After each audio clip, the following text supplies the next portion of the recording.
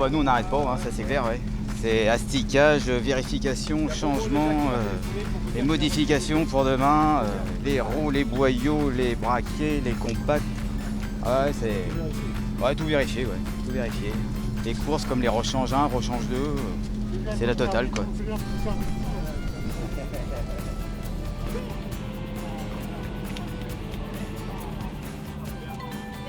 Non, j'ai pas vu.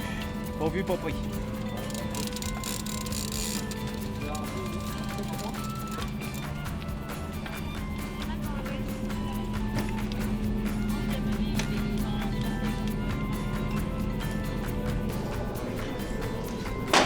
Allez.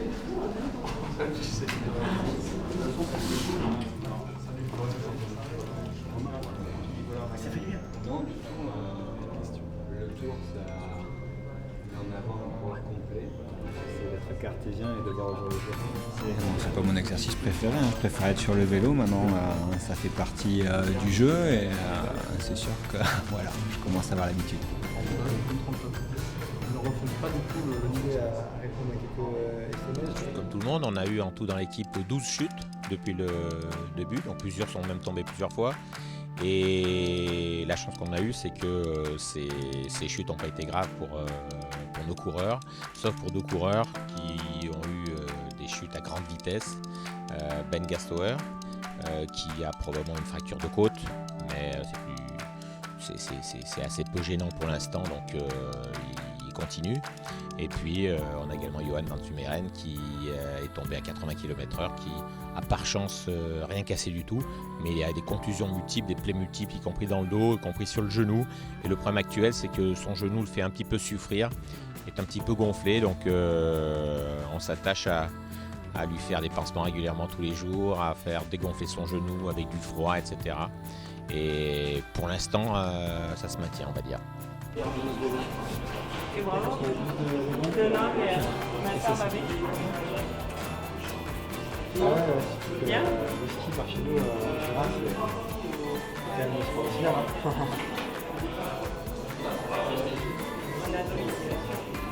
Ouais, j'aime bien le vélo. J'en faisais pas mal pendant ma préparation quand j'étais athlète. Je continue à en faire. Il y a quelques semaines, j'étais dans le Cantal pour les étoiles du sport et voilà, j'ai fait du vélo. Je continue, je fais aussi du VTT et un peu de sport parce qu'il faut s'entretenir, ça fait du bien à la tête aussi. On essaie de parler de choses assez simples. Je n'ai pas à lui poser des questions que moi, j'aurais pas aimé qu'on me pose à la veille d'une étape.